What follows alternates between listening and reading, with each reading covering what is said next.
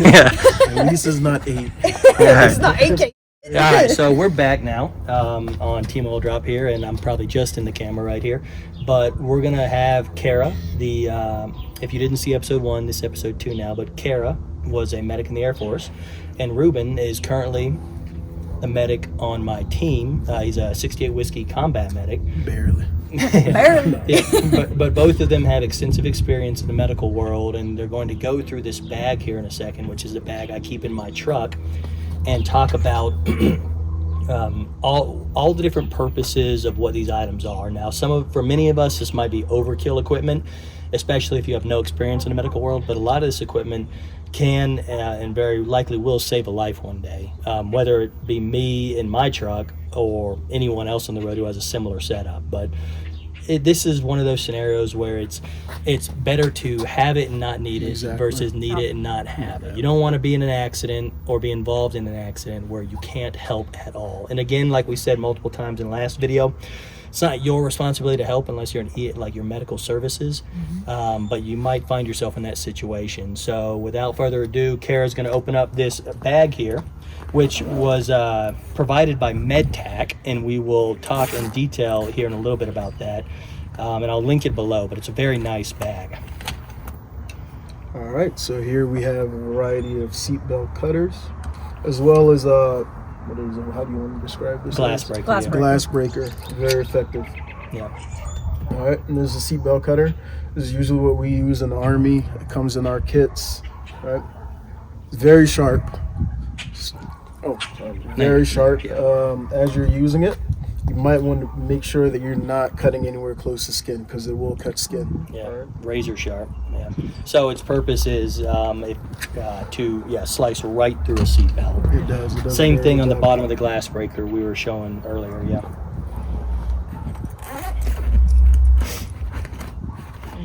Okay, so we all know crashes happen at night, or can happen at night.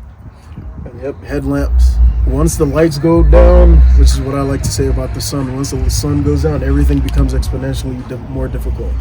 You need some kind of source of light when you're in a dark situation and you're working on somebody that's hurt. There you go. And this is a Princeton Tech. As far as the cheap headlamps go, it's one of my favorites.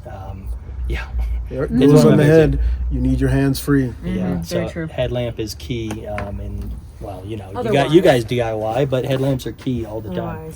Yeah, so there's another light. Yeah, just a typical mag light. Right. It's good for when you're assessing the situation. Stick it in your mouth. You don't want to get too close to the situation. You can just use a flashlight like that. There we go. All right, this is a SAM splint. This is in a situation where you feel like you know that a bone is broken and you need to stabilize. You're not healing anything, you're stabilizing so the person can't do any more damage.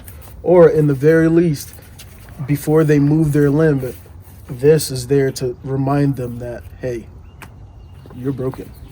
So and now this is definitely one of those pieces of equipment you probably won't have the time to apply to a casualty in a car crash, but I have it in my kit because maybe I'm hunting out in way out in Colorado on my truck. If I fall out of a tree or fall down the mountainside and I can get back to my truck, I can SAM splint myself up. Now, Kara, real quick on that SAM splint. Sure.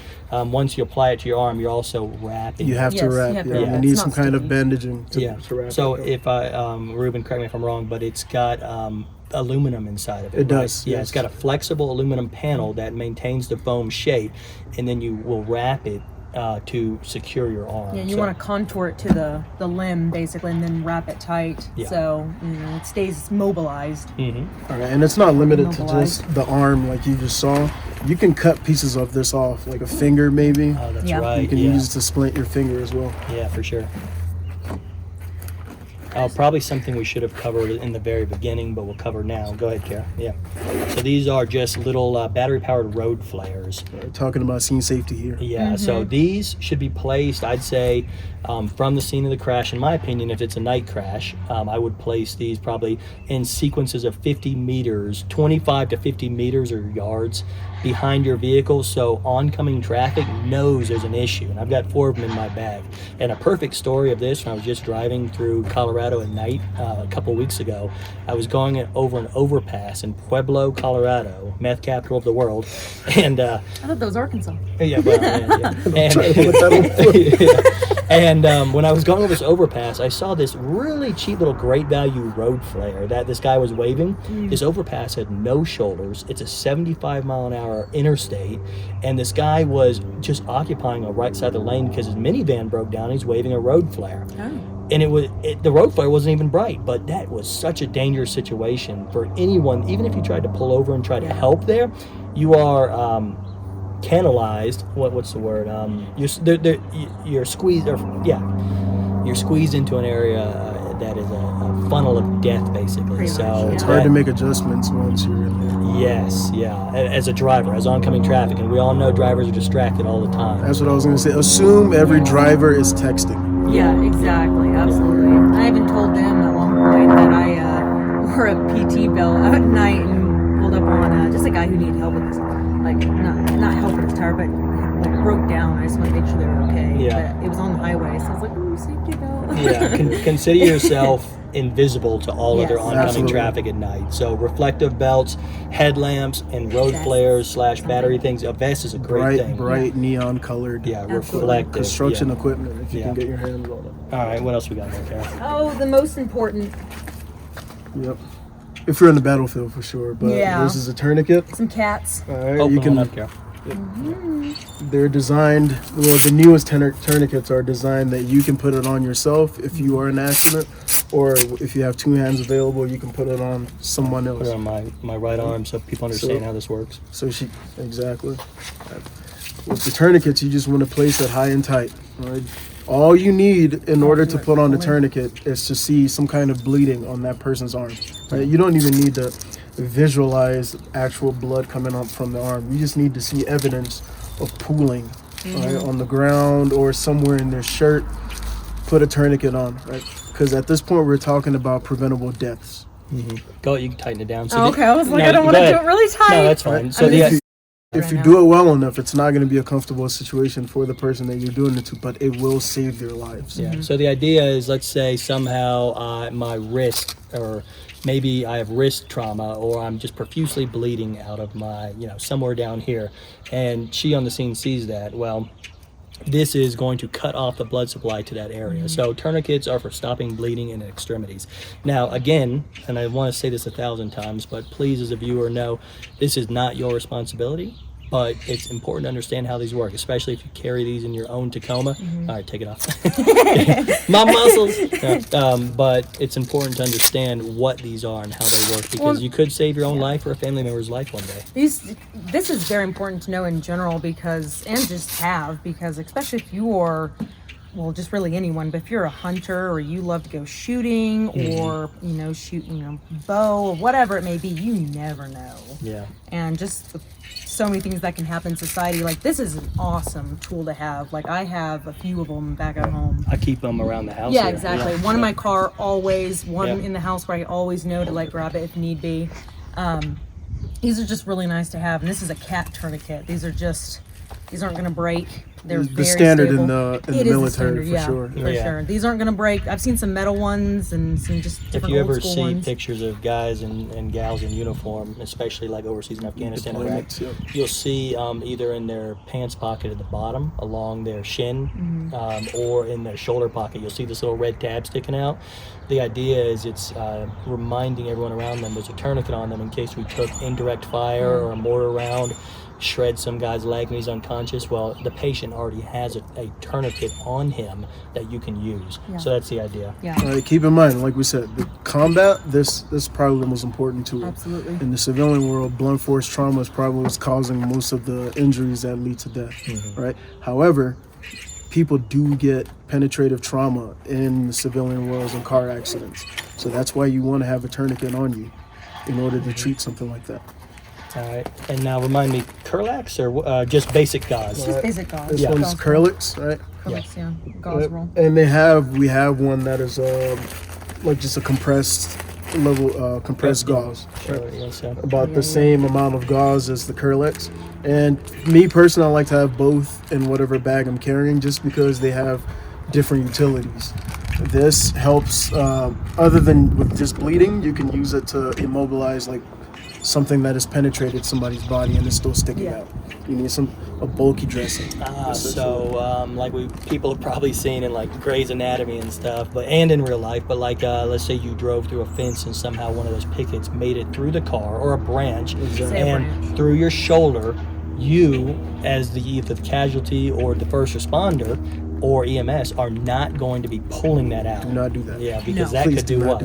Oh, it can lead to so much bleeding. Exactly. Bleeding and other internal or just damage in general that a surgeon needs to remove the object. Yeah, it's like you see in movies all the time. Like the guy gets peppered in arrows and he starts ripping them out. It's like, what are you doing? Yeah, man? exactly. Yeah, where's the Curlex? All you're doing is shredding your blood vessels. Yeah. And then you're starting the bleeding process as if it hadn't already started. Just a side note, if Boromir had Curlex, he would have survived.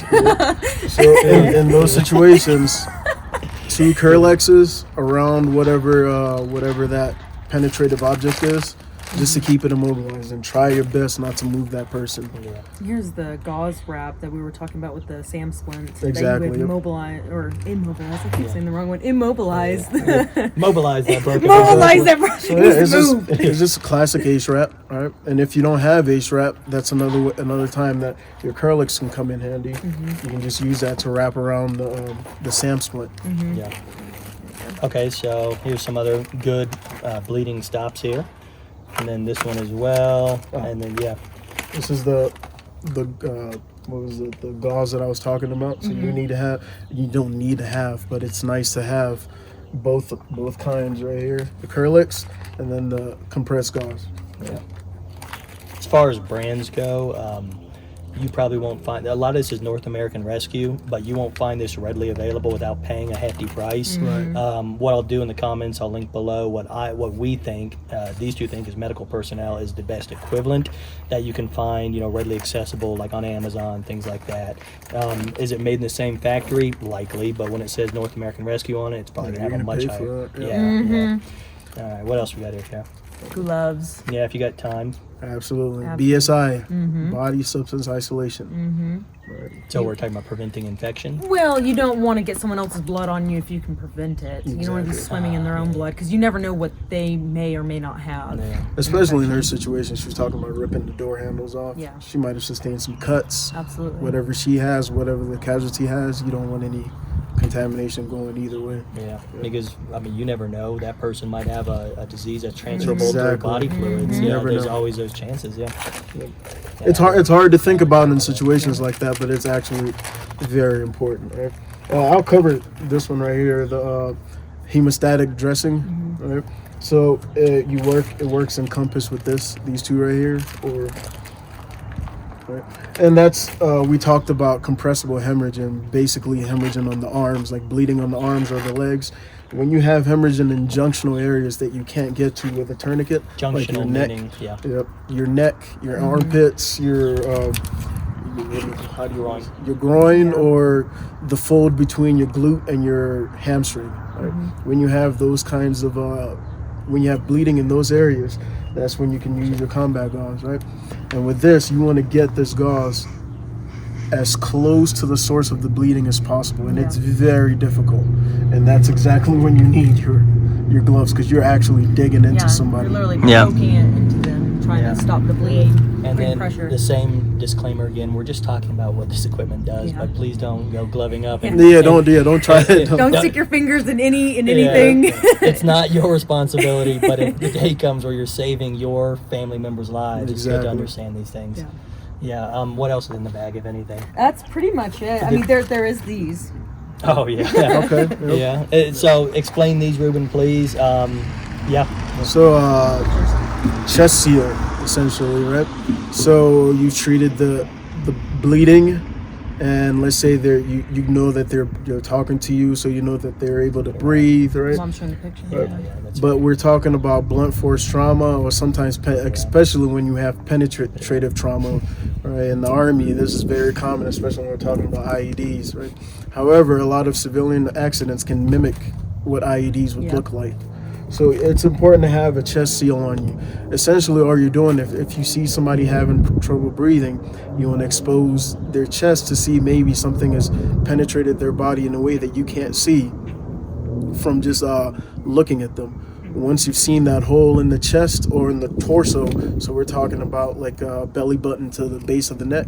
Once you've seen that, you want to plug that hole, because every second that you're sitting there just looking at that hole, the chest is sucking in air from the outside, and eventually the air pressure is going to build so much in their chest that it's going to stop their heart from being able to beat, or just it's going to disrupt other organs from being able to function properly. Yeah. Right? So you just want to stop that air intake from the outside. And we'll call that a more advanced technique for sure. It is, yeah. But yeah. It was just in the bag. Sucking chest wound. Sucking chest wound. Yeah, go hop on. Well, you're already on YouTube, but hop on. Google images and things.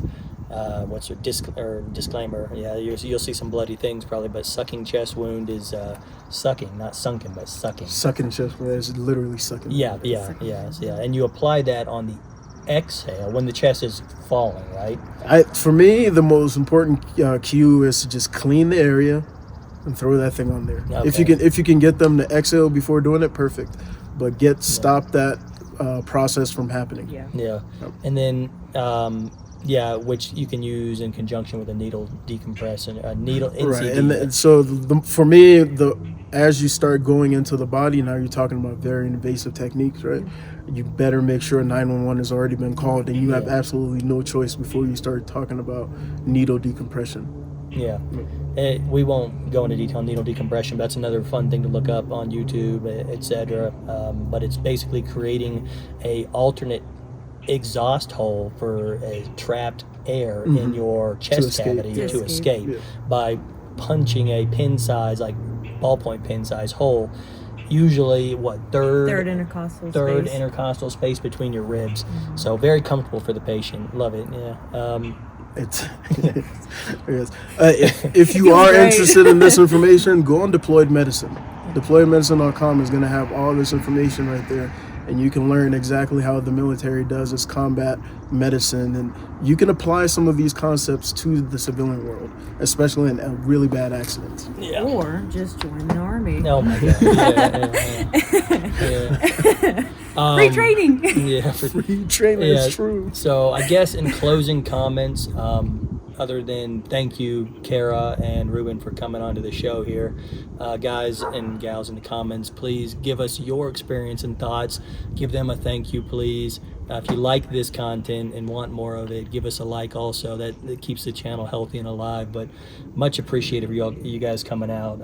Any closing comments before I make my sister clean up this mess? I had no choice but to be a part of this. Here, so I don't get fined. No, but for sure, there's always people with so much experience out there. If you see more things that he can add to this bag, for sure. I'm always telling him what else he can add to it to make it a more complete bag. Snacks. So yeah, snack, always goodies. Water. Exactly, yes. Just things like that. Absolutely. Send it into him so he can add more. Yeah, but the open discussion in the comments below, but also in the Discord. You'll see the join link in the pinned comment. Kara's in there. We're always fun. Yeah, we're always chatting. We're roasting each other. Yeah, we get a little off the hook in there a little bit more. But I can't think of anything else. Kara, you got anything? All right. Ruben, you got anything? I got nothing. All right, guys. Thanks for watching. Thanks, guys, for coming out. Thanks for having me. Yeah, and we'll see you next time on, say, Team Oil Drop. Team Oil Drop. Team Oil Drop. That's the name. I knew that.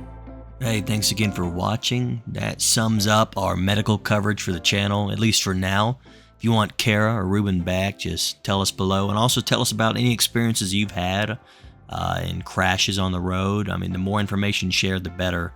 And then again, I'm going to pitch the Discord. The Discord saves people's butts with maintenance things all the time. But yeah, that's all I got for y'all for now. And I'll see you next time on Team Oil Drop. Thanks, guys. Bye.